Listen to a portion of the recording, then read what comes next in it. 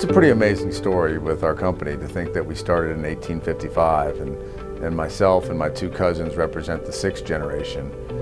My dad and my uncle are still here. They're retired, but they still come in, and they represent the fifth generation. And to think what those generations have seen is just shocking to me. When we started before Abraham Lincoln was president. A few years ago, I found a list of the oldest family-owned businesses in the United States, and we managed to be tied for number 100 on that list with about 30 other businesses that started in 1855. It's just been it's a tremendous legacy to live up to, and everyone has a story, and that's always great because wherever I go, wherever I get stopped, so are you part of the family business? And then there's always a story to follow, and get to hear a lot of interesting stories, but most of those stories end with, you guys really made a difference for us. That's what makes it so special, that you touch these people's lives and you spend that amount of time with them and learn it very quickly.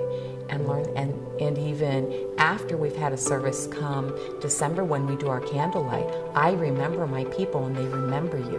That is very rewarding. Being such a presence in the Columbus community for so many years, it's a wonderful thing to understand that we've been helping families for such a long time, at the time when they need some help most.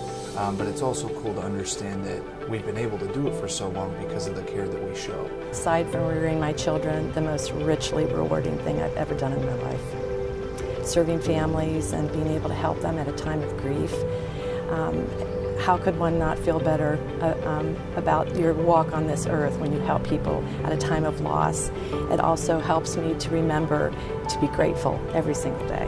Families in grief has always been part of really what fulfills me as a human being. In my other career, I did a lot of the same kind of work.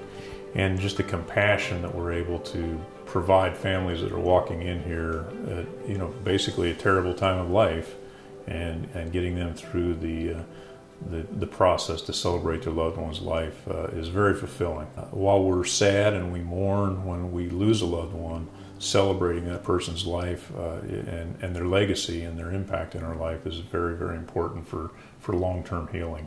And you have to bring new ideas. Right now our mixture of associates is really, I think, a perfect balance. We have about a third of our staff is over 15 years experience, about a third is between 5 and 15 years, and about a third of our staff is under 5 years. And it's really exciting to see the younger folks with less experience coming in, but they have new and creative ideas. And I really like that balance where we are right now. It takes a special person to be a funeral director. We have a tremendous staff here. We have almost 40 licensed funeral directors in our company. And they have to be special people that can work with a family who's struggling to make decisions, who's emotionally all over the place, and guide them through this path of healing and help them make decisions, help them stay within a budget, deal with the grief that's probably going on inside of them. Some people have the ability to express that grief and live that healthy life, and a lot of us just stuff it. And part of the funeral experience that we're trying to create for folks is an outlet for them to release that. The people that we are looking to hire are very compassionate and very empathetic, and we've kind of found that a funeral service isn't the right fit for everyone, so we're trying to find employees that want to be able to be a part of our organization and can help our families move forward through this grief process, whether it be a part-time ambassador all the way up to a licensed funeral director, including Randy and all of the other Schoedingers. From the top down, bottom up, everyone here genuinely cares about our families that we're serving. It's almost like a calling. It's your duty to make people feel better on this time that's really awful. We pull together to just ensure the best outcome for all of our families. Sometimes the families are helping you as well. And it's some of the things that the people that come through and the times that they just sit and talk with you and tell you their life stories as they're going through every picture. They'll tell you every bit about their whole life, and it's just remarkable sometimes. It's just like you just feel like you're part of their family at times. But for me, it's been probably one of the most rewarding jobs in my whole career. It's just a feeling that you have that you can provide to the family and comfort. Some days are harder than others. Some services are harder than others. And you know, it all depends upon your family that you're dealing with. Actually, there are times when I have to turn my head and cry because there is a lot of sorrow. In fact, in this moment, when you ask me that question, that comes back to me. And you know, the mother in me sometimes wishes that I could reach out and hug a mother during a profound loss. Father, grandparents, we all want to outlive our children.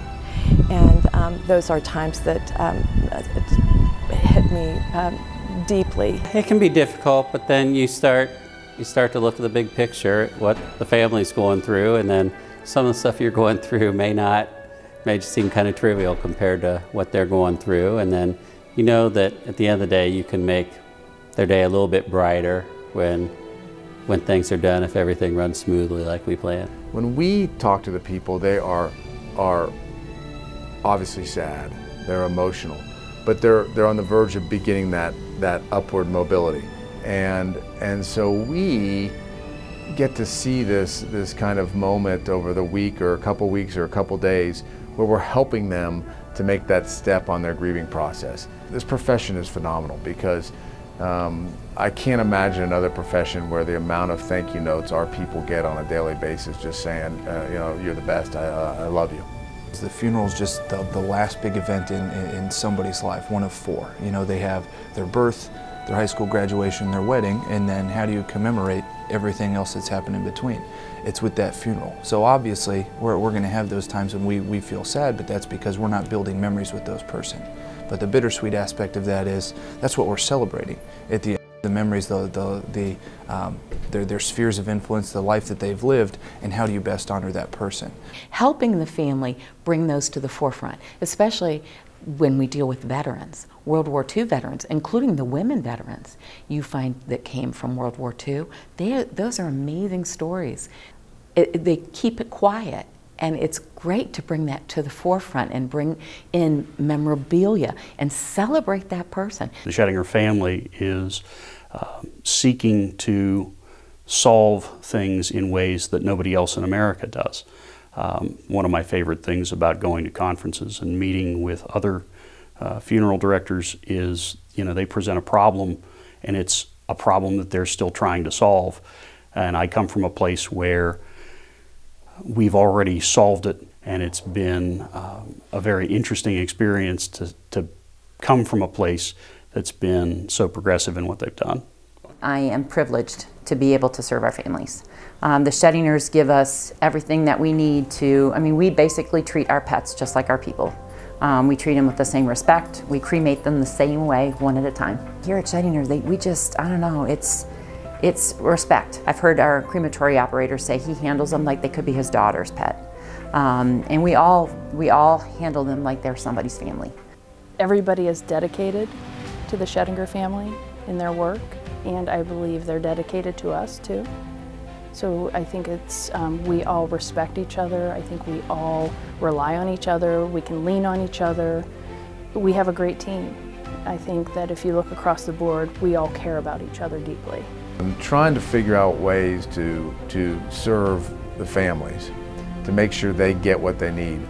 But at the same time, I'm really trying to figure out a way to serve the associates, because the more weight I feel on my shoulders is not serving the families, it's making sure that we have a quality company for the roughly 200 associates here and their families.